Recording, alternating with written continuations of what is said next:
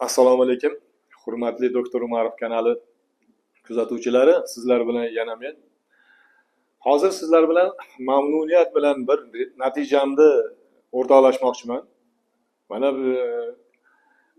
bu yerda burundagi go'sht, anginani kattalashishi, yiriklashishi, buni operatsiyasi to'g'risida mana video berganmiz. Shundan keyin juda ko'pchilik natija bormi deb ko'p so'rashyapti. Mana hozir bizni yonimizda Qo'qondan bizga 1 yildan ortiq mana vaqt bo'ldi murojaat qilib kelishgan Muhammad Siddiq. Bularda aynan mana shu muammo bo'lgan. Burunlarida go'sht, angina bezi ham juda katta, obstruktiv bronxit, doim nafas qisgan, shu holat bilan kelishgan.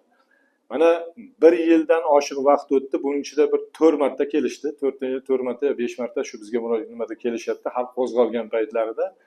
Hozirgi paytda mana o'zi holatlarini o'zlari gapirib berishadi. Qanday bo'lgan, bizni qanday topishgan, bizgacha qayerlargacha borishgan, bularni hammasini o'zlari bilishadi, gapirib berishadi mana onalari. Marhamat. Assalomu alaykum hurmatli obunachilar. Men Muhammad Siddiq onalariman. Biz birinchi Qo'qonda davolanganmiz. Qo'qonda ko'p antibiotik berishgan, noto'g'ri lecheniyalar qilishgan. Qo'qonda o'zida antibiotik ko'p berilgani uchun jigarga nagruzka bo'lgan, jigar shishi bo'lgan. Keyin Toshkentga borganmiz. Toshkentda ham bunida go'shi bor deyishgan, tomog'ida anginasi bor deyishgan. Ikkita tomonlama operatsiya qilamiz deyishgan. Keyin biz izlanib telefondan Soyibjon doktorni topib kelganmiz. Bag' lecheniya qilishgan, rejimda tursalaring, suv rejimida tursalaring yaxshi bo'lasizlar deyishgan, operatsiyaga hojat yo'q deyishgan.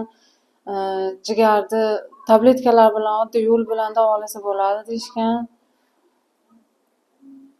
Shunaqa qilib Farg'onani o'zida davolandik. 1,5 yildan beri balani 2 ga kirgandan boshlab olib kelganmiz chekka. 2 yoshidan beri hozir 5 ga kirdi. 5 yoshigacha qatnayapmiz. Xudo xolasa bala yaxshi, oldingidan ko'ra ancha yaxshi. Kechqurunlar uxlamas edi, qonida virus bor deyishadi. Kechqurunlar uxlamas edi, ko'tarib chiqar edik.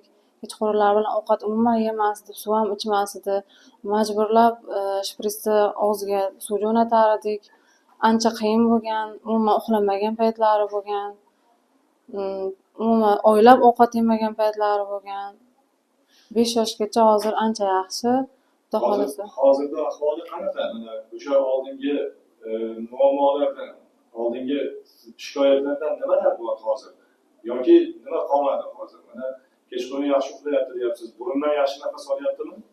Burundan ancha yaxshi nafas olyapti. Kechqurun uxlashi yaxshi. Tinimsiz qichinar edi, qichinmay qo'ydi. Bundan yaxshi nafas olyapti. Injiqliklari bor, injiqlik qilmay qo'ydi. Uyqulari yaxshilandi. Ishtahasi umuman yo'q edi, ishtahalari yaxshilandi. Umuman bala anchagina yomon, ahvoli yomon edi. Bekka kelib yaxshilandi. Xudo xolasa xursandsiz-a shu masaladan? Ha, xursandman. Boshqa bemorlarga tavsiya qila olasizmi?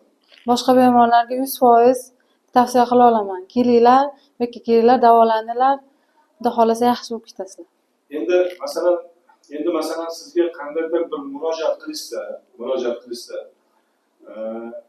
siz qo'rqmasdan birorta telefon bera olasizmi? Kimdir masalan ishonishmaydi odamlar. Qani bormi, shu narsa haqiqatmi yo'qmi deb. Chunki doktor o'zini odamini olib chiqyapti. Qanday bu yo'q narsa degan tushunchalar ham ko'pda. Shuning uchun birorta telefon bera olasizmi? Kimdir bog'lanishi mumkin bo'lgan. Ha, telefon bera olaman, 100% bog'lanish bo'lgan. Hech qanaqa aldov yo'l emas, bu haqiqat. Aloqaga chiqa olasizlar.